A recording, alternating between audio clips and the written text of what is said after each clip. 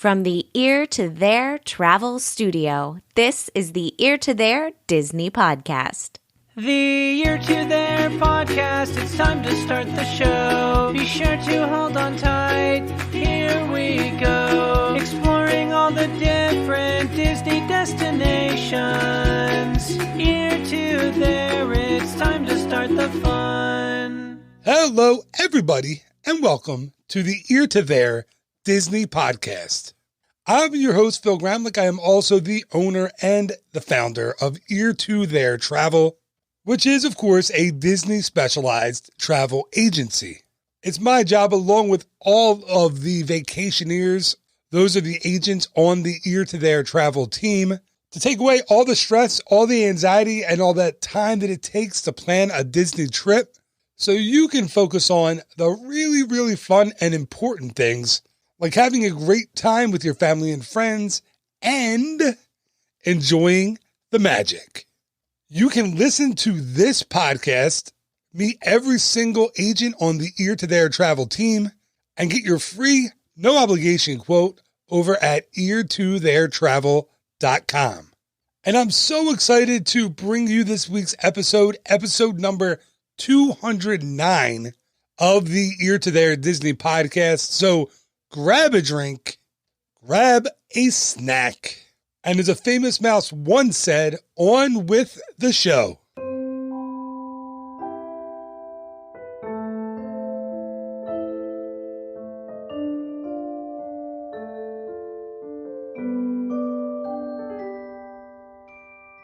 And before I get into this week's episode featuring a Disney legend, it's time for the What About Bob segment of the show that, of course, features another Disney legend, and that is Bob Gurr.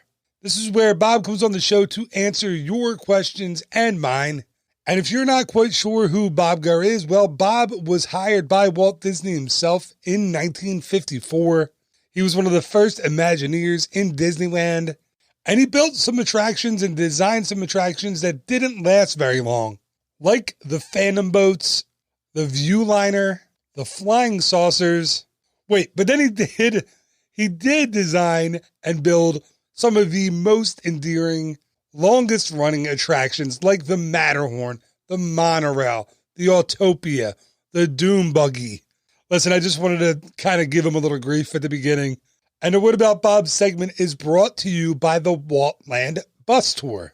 Now, before the COVID-19 pandemic and after the COVID-19 pandemic is over, Bob takes a busload of people around Southern California with stops in Burbank, in Glendale, and in Los Angeles.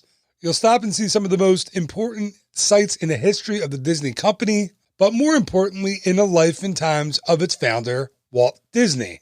To get tickets to the Waltland Bus Tour once the COVID pandemic is over, head over to www.waltland.com. All right, here he is, the first of two Disney legends on this week's show, Bob Gurr. It's What About Bob? Bob Gurr, the legend, creator of the Matterhorn, the monorails in the Haunted Mansion. What about Bob, the Disney legend? So, all right, this one, Bob, is from Frank. And Frank wants to know, is there someone that you wished you had worked or collaborated with in the company that you never had a chance to work with? Well, that's kind of a semi-hypothetical. Boy, oh boy, oh boy. I touched base with so many of the just super art directors and designers and artists. I'd have to answer it in the area of the things that I was working on. I've been assigned to, which is, let's say, the mechanical design realities of equipment for Disneyland, whereas other arenas were like story writing, background artists that create ideas for new attractions. I never really interfaced with them because it's like the artwork, the conceptual stuff was ideas to come, but I never had a chance to interface with anybody until it got real. Because by the time it comes down to me, it's like, okay, Bob, we're ready to get started on this stuff, so start. Then I would be interfacing with the people that would be associated with all the activities to do with actually design, manufacture, and get ready to operate it. So in that case, I touch bases with all the super people in that area. So I'm trying to think, who would I like to have worked with that I never got a chance to? There's another good question. Man, you really got some stumpers here. Yeah. We did some research this time. Yeah, I would probably have to say, if you really pinned me down, it'd be Herb Ryman, because Herb Ryman was a very, very good friend of mine. I spent a lot of time with him, but I never worked with him on anything that I was assigned to that he was assigned to. So technically, we never worked together, but I spent more time with Herbie than anybody else. All right. Thank you to Bob for answering yet another question on the podcast. And I mentioned it once or twice already, but when you have two Disney legends on one show, you kind of look at yourself and go, how the heck did this happen? How did I get here? This is crazy. When I first started the podcast, this is the stuff that I was like, wow, that's never going to happen. Well, here we go. I hope you enjoy this week's episode with Disney legend and the voice of Pluto and the voice of Goofy, Bill Farmer.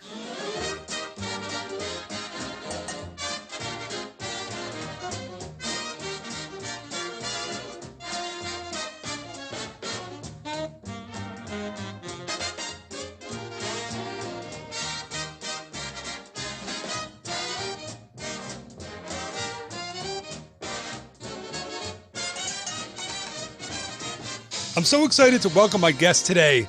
He's a Disney legend and the longtime voice of Goofy and Pluto. Bill Farmer, welcome to the show.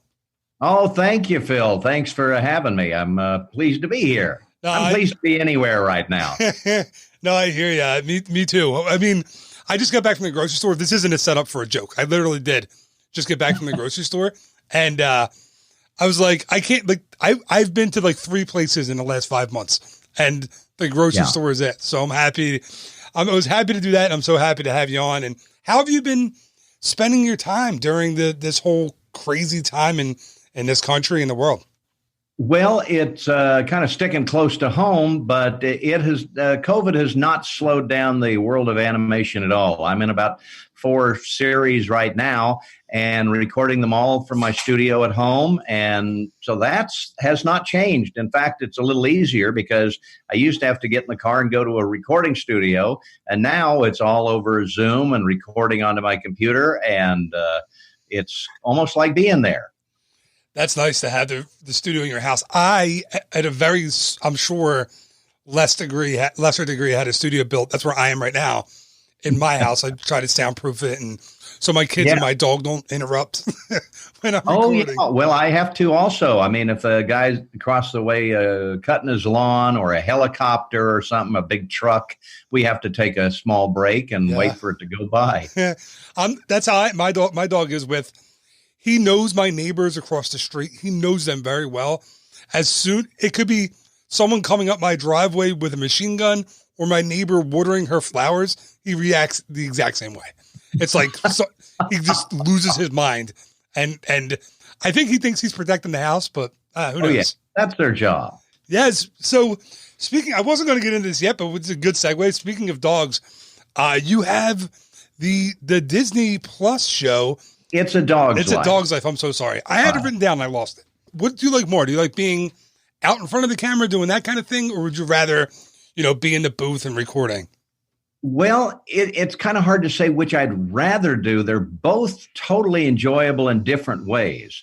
I like the travel of the live show. We got to go to exotic locales like Hawaii and chasing whales off near Vancouver and British Columbia and in the snow on top of a mountain in Telluride, Colorado. Those locales are great and a lot of fun to go to.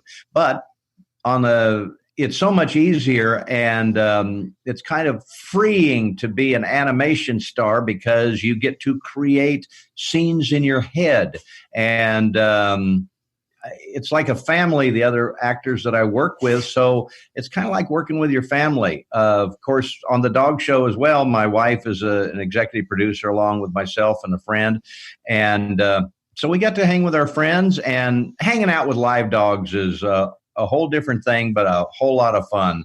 And I wouldn't trade that for anything. I'd love to do it again. Yeah, we loved it. We watched almost every episode, my kids and I, and it's a lot of fun. And I love the beach episode when we had with the surfing corgis, and my kids love that stuff. Yeah, Jojo the surfing corgi. Now, one little inside tip on that particular show, and for those who haven't seen it, we go down to Huntington Beach, where they have Corgi Beach Day, and about 1,200 families bring their corgis to the beach that day. They're all over the place. And Jojo, the surfing corgi, actually surfs. He likes the water. He likes to get on a surfboard. And we're out in the water with him, and I'm attempting to surf, which didn't work out that well, having never done that before. But what they didn't tell, that particular Saturday that we were there, had the record for the number of people stung by stingrays. 176 people were stung by stingrays. And I'm walking in the water with it, with all of these things around. And they said, okay, shuffle your feet so that if you run across it, you don't step on them and they'll sting you. You kick them and they'll get out of your way. And I felt about 4 or 5 that I definitely kicked by shuffling my feet on the sand. And that was a little freaky, but other than that, it was a lot of fun. And yes, that corgi can surf. Does Disney give you hazard pay for having to work with stepping on stingrays the entire time? No, they didn't today. They didn't really say much, and we didn't know until after that day that there were that many people stung. Wow, that's insane. So I wanted to talk to you a little bit about Goofy, of course, I'm sure. And I'm sure I'm not going to be able to hit you with a new question because I'm sure you've gotten every one over 30 years, 30 plus years now. After 30 years, I think I've heard most questions. Right. But so this one is one you've heard, but I'm going to ask you anyway, because it's something on the internet that drives me up a wall, is that there's a rumor for some reason that Goofy is a cow. Have you seen that? Yes, that is an internet rumor. And I think it actually was just kind of a guy's way of telling a joke. And in some of the cartoons, Goofy does seem to be a little sweet on Clarabelle the cow. That might be how that started. But no, Goofy's original name was Dippy Dog, even though they spelled it D-A-W-G. And he looks more like a dog. He doesn't have horns or a cow's tail. I don't know where they came up with that. But no, Goofy he's not even a dog, according to Disney. He is just Goofy. He's kind of like a wolf is not a dog, but it's a canine. So I think Goofy belongs to the, Latin name Goofus, Canis Goofus, I guess. Yeah. What he is. Yeah, it's so weird that you see that. Yeah, he doesn't have a bell.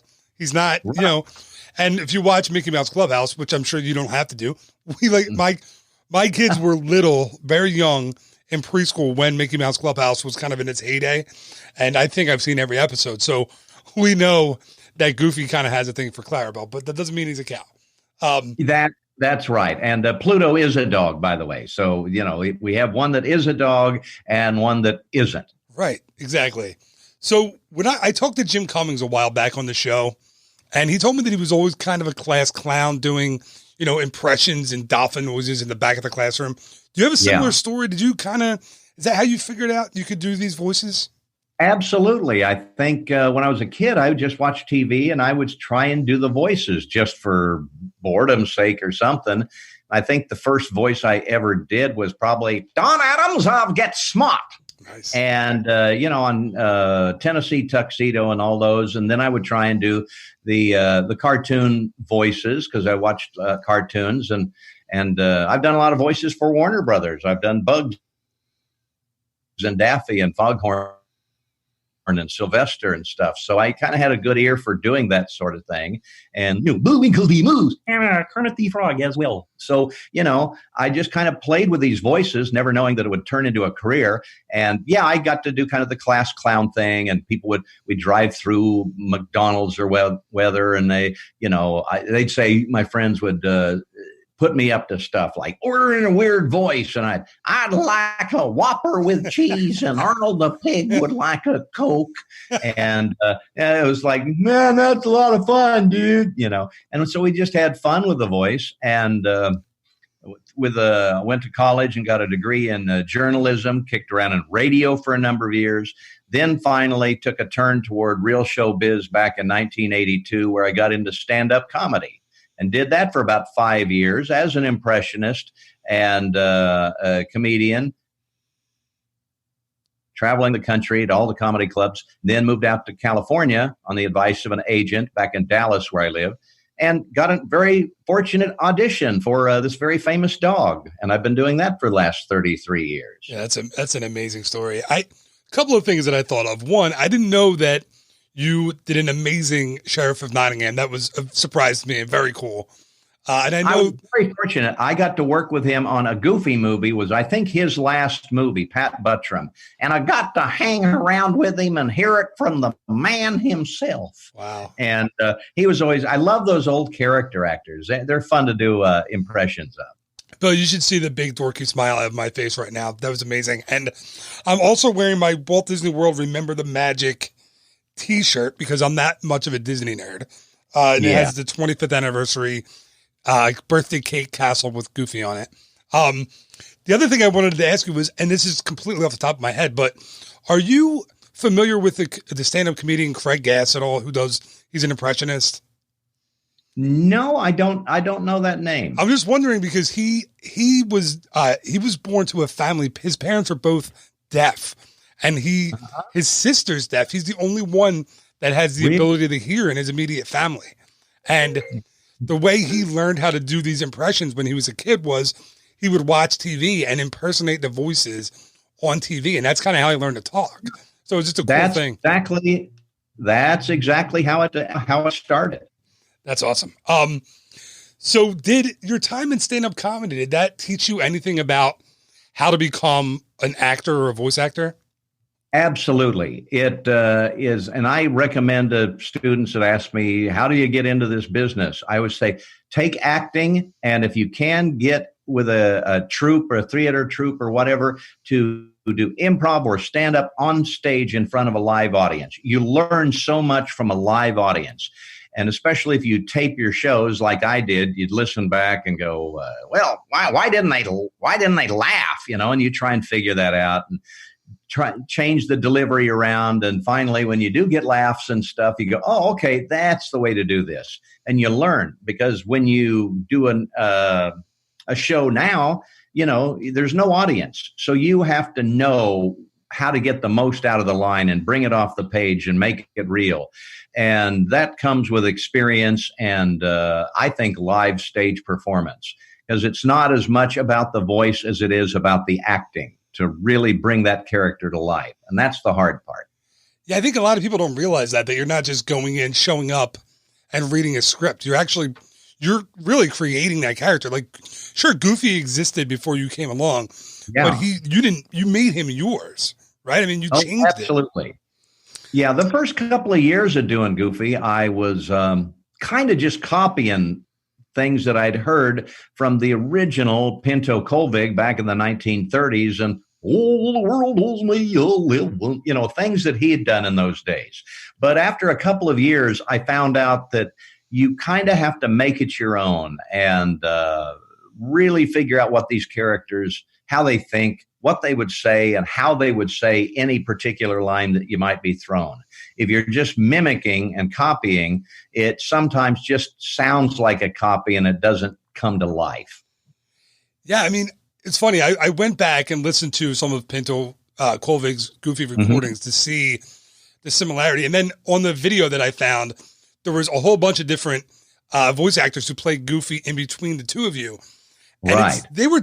They took him a little differently than you guys did. They took him, he didn't seem as smart, maybe? He seemed a little dull. Yeah. And I always try, I don't try and make him stupid. I try and make him have kind of an innate intelligence, but he's simple, and sometimes, and there's a lot of humor involved in that the simplest ideas sometimes can be more correct than the really thought out stuff that some of the other characters might come up with. So, in his simpleness, he kind of has a wisdom. Yeah, he's brilliant. It's really what it is. Like he ain't. It's true. Like when you watch something, and in the Kingdom Hearts games especially, like I just got my kids into the first one, and they're really into it. And I played it before, but I'm playing with them now because they're old enough to play it. And he'll drop a line where you're just like, oh, of course. Like he's smarter than everybody else. You just don't realize it at first. That's right. He doesn't realize it. No one else does, but there's wisdom in there. It's true. So when you first went in for that audition, did you see something? I know you didn't see a 30+ year run of playing this character coming, but did you see like, all right, I'll get a job here. I'll do this for a while. Did you have any idea of how long you would, stay on? Well, since I've never been a Disney employee, all voice actors are independent contractors. So that first time could have been the only time. They don't hire you you're going to be it for the next year or 5 years or forever. Every job, you've got to kind of rest on that. They always say you're as good as your last job. And that's really true in voiceover. So I did one, my first one I did in January of 87. And then I worked again about a month and a half later for another one and then another one. And, after a year or so, then they were starting to come out with, okay, now we're going to do a television series, Goof Troop. Okay, that's a lot more work. And by that time I felt pretty confident. And, but yeah, through the years, you can't rest on your laurels. You just have to kind of do the best you can and hope they like it. And now after 33 years and awards and all of that kind of stuff, I think I finally have the job pretty well locked down. Yeah, I'd say. So all right, this is an offbeat question for you, but I wrote it down because I wanted to ask you. It's a weird one. It's out of left field. What was a more enjoyable role for you? Playing a dog news reporter in the movie Sing, or playing a news reporter in the future in the movie RoboCop? Oh my gosh! Well, I didn't play in RoboCop. I didn't play a dog. It was me on camera, and that was actually that predates Goofy. That was actually shot. RoboCop was shot back in 1995. It came out in 95, so we probably filmed in 94, and into 95 back in Dallas. And we shot at like 2 a.m. and it was around 95 degrees. And Peter Weller was like about ready to faint in the RoboCop outfit. On set, on camera kind of stuff is time consuming and can be quite uncomfortable when you have to be out in a coat and tie and everything in 95-degree heat. But it was great. It was a great thrill to get a chance to be in a big movie like that. But animation, like I say, you're in a nice air-conditioned studio. You go in, you do your lines. An hour or two later, you're home, and that's a lot of fun too. I enjoy probably doing the dog reporter in Sing. And I didn't even know what he would look like when we did the voice because they animate after the fact, after we do the voices. So, I always kind of wonder what the character is going to look like. And then I see the movie and, oh, that's what he looks like. Yeah. Yeah. It's another one my kids love. We've seen that a bunch, Sing, and, they can do every song and every line from that one. I'm a huge fan of the Disney theme parks. That's what really this show and my love for Disney starts with the parks when I was a little kid. I love hearing your voice in PhilharMagic and Goofy Sky School out in Disneyland and all kinds of other places. Do you get to go to the parks? And if you do you ever try to freak any kids or parents out by doing Goofy behind them in line? Once in a while. Yeah, I do like to go to the parks. And when we have a new show that comes out, I definitely go and check it out. And I always go to take people with me because I can get into the park free and take some friends once in a while. And so they're always like, hey, man, take me to Disneyland. So we get down there frequently.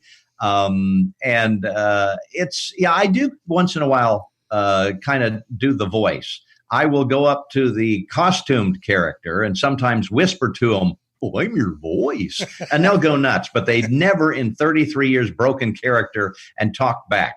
They do it pantomime, and then maybe I'll get to meet them later. That's fun. And also once in a while, if you're in line, let's say for Pirates of the Caribbean, and, there's some kid who's kind of crying or resting on his dad's shoulder being carried and looks bored, and I'm right behind him. Sometimes I'll just go, and the kid will perk up like, "I heard Goofy." And, "Wow, what do you mean you heard Goofy?" And it's kind of fun to do that without letting people know exactly who I am. Yeah, that's so cool. Do you have a favorite attraction in the parks? Well, I'm kind of a traditionalist in that way. I love the Haunted Mansion, and Pirates are what my considered quintessential Disneyland rides. But I also like Space Mountain and Indiana Jones. I like the fast ones as well. So it kind of depends on which mood I'm in. But I always try at least to go on Pirates and Haunted Mansion. You're like a Walt fan deep down, I think. Yeah, you love absolutely. That. They're two attractions. The last ones he, oversaw that he worked on, and I've heard, and I don't know if this is true, but I've heard from different people that they pulled him through, or he rode through Pirates before he passed away. He got to see it on like a soundstage. So I like to think that that's true, when he got to experience it before he passed away. Yeah, and as I understand, I think it's the longest ride too. So, he was all about giving the most to the customer, the best ride for the longest period of time.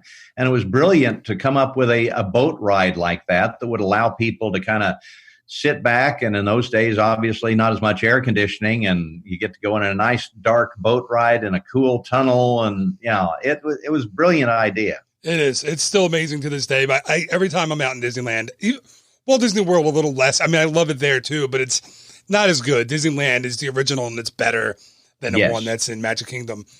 So I know you also have a movie that just came out, Candace Against the Universe, which is another Phineas and Ferb movie. Admittedly, I've never seen Phineas and Ferb. I apologize. But we're going to watch it this weekend. And can you tell us a little bit about what happens and who you play in the new Phineas and Ferb movie? Just there's a group of actors, and I've certainly done this in a lot of movies. It's called ADR, Additional Dialogue Recording. And it's incidental characters, like you might be the third guy from the left. And I've done a lot of movies over the years, Beauty and the Beast, Hunchback, Toy Story 2, Bugs Life, Monsters, Inc., all of these kind of movies. And I'm in the ADR group. In other words, like in Monsters, Inc., I'm some of the little yellow CDC guys that find the sock on the one monster's shoulder, and they kind of decontaminate him. In Beauty and the Beast, I was a lot of village people attacking the castle toward the end of the movie. And so I'm trying to think on Phineas and Ferb.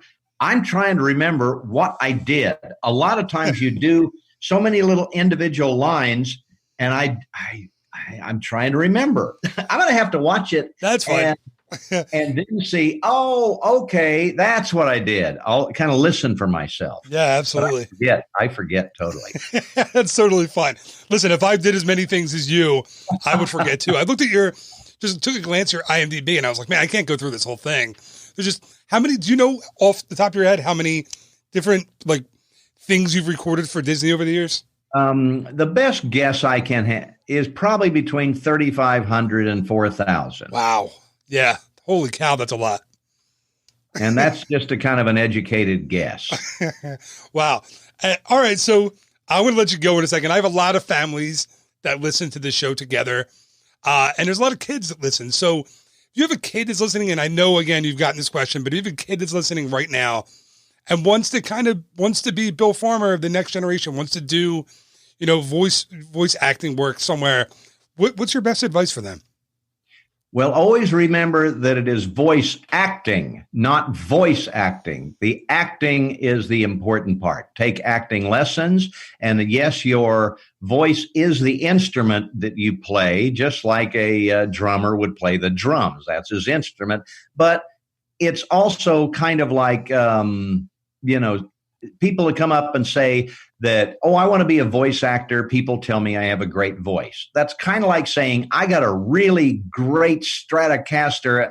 I should be a guitarist. Well, you got to learn to play that instrument. And that's where the classes and acting classes and getting in front of an audience comes in. It's the best teacher that I've ever had.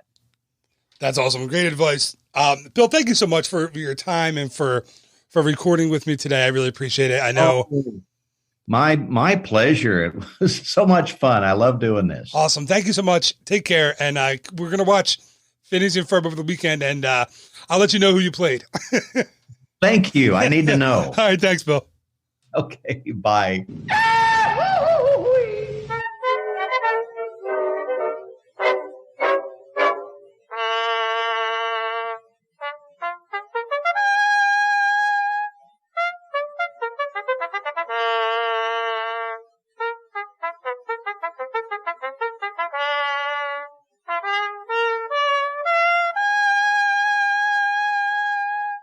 And that is going to do it for this week's episode of the Ear to There Disney podcast.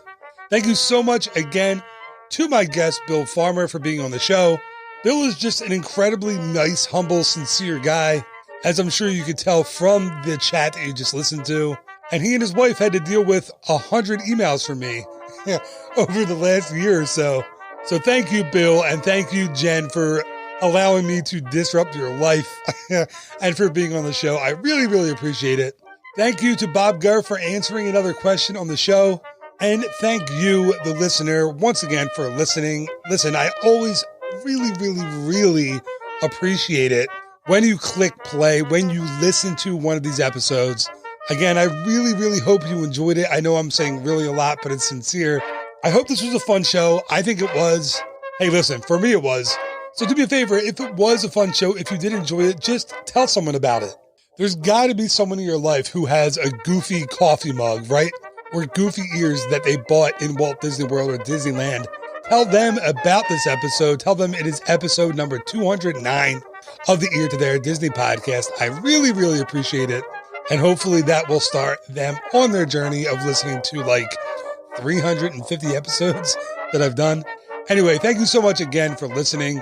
Just remember, there will be a new episode of the Ear to There Disney podcast next week, along with a new episode, hopefully, of the Ear to There Disney podcast, Walt Disney World Word of the Week. That is a mouthful. So until next time, thank you again, so much for listening. Have an amazing week. Enjoy the tasty cake pumpkin pies that are now out. Bye-bye.